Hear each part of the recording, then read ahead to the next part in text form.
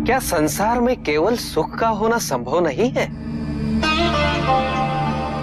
प्रत्येक आत्मा का लक्ष्य केवल सुख की प्राप्ति ही तो है।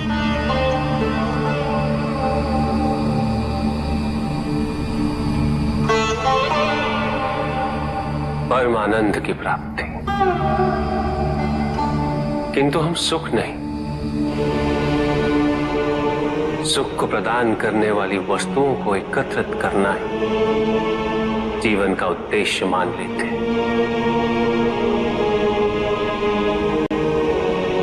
ये समस्त संसार माया है, सब कुछ नश्वर है।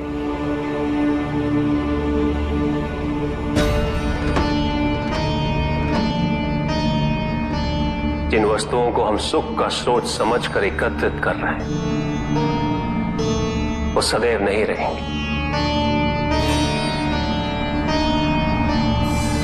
जो व्यक्ति सत्य को जानते हुए भी लोभ का परित्याग नहीं करते, वो सदैव इन्हें खोने के भय में जीते।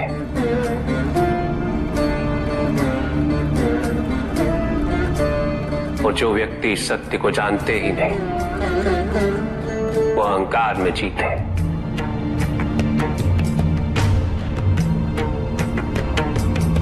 और जहां अहंकार और भय उपस्थित हो,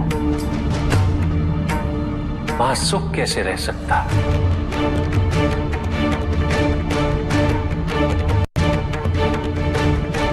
किसी को यह दुख है कि उसके पास कुछ भी नहीं,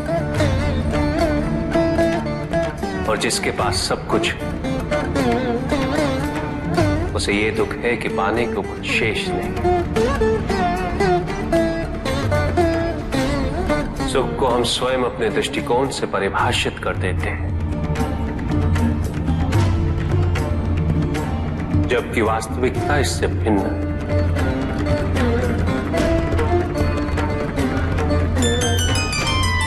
इसलिए आवश्यकता है अनासक्त रहने की। किंतु प्रभु, क्या आसक्ति स्वाभाविक नहीं है? पर दुख का मूल कारण भी तो यही है ऋषि भृगु। आसक्ति हमारे मन की शांति को छीन लेती, उसे भंग कर देती।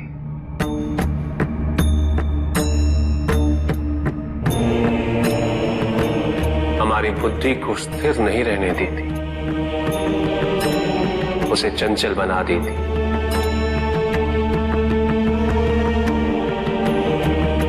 आसक्ति से प्रमाद की उत्पत्ति होती, प्रमाद मद होता है, और मद अहंकार का स्रोत है।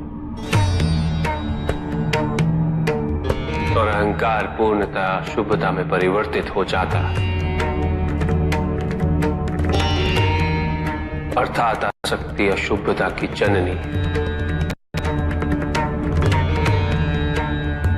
इसलिए अनावश्यक है। तो प्रभु, आसक्ति को अनासक्ति में कैसे परिवर्तित किया जा सकता है?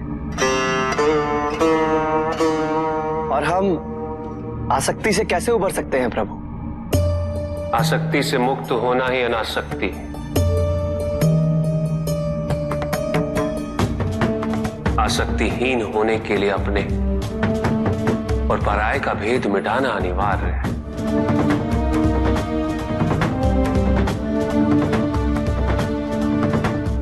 और यह तभी संभव होगा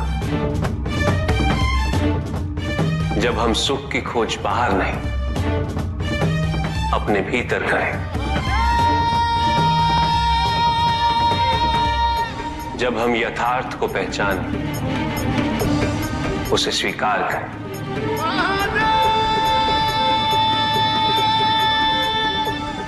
हम अपने सुख को सांसारिक तत्वों से परिभाषित नहीं करें। जब तक हम ऐसा करते रहेंगे, हम बंधते जाएंगे। जब हम स्वयं अपने भीतर झांकना आरंभ करेंगे, हमारी मुक्ति का मार्ग स्वतः प्रशस्त होता जाएगा।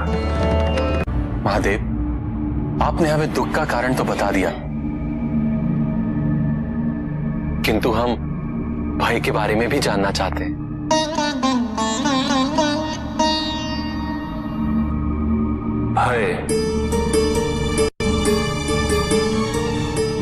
भय का स्रोत है इच्छा।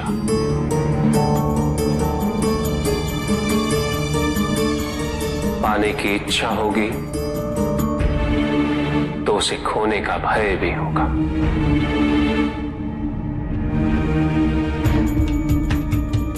यदि जीवित रहने की इच्छा है तो मृत्यु का भय भी अवश्य होगा।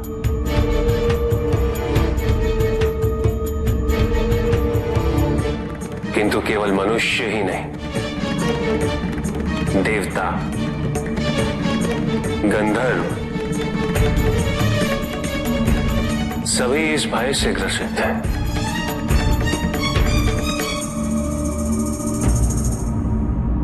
क्योंकि इच्छाओं से मुक्त कोई भी नहीं।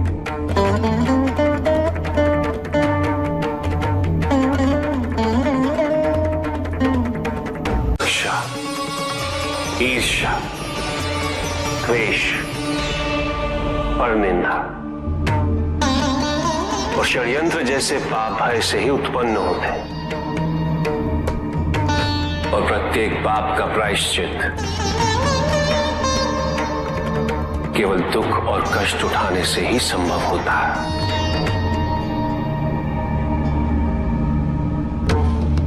इसलिए भय भी अंत में दुख का कारण बन जाता है।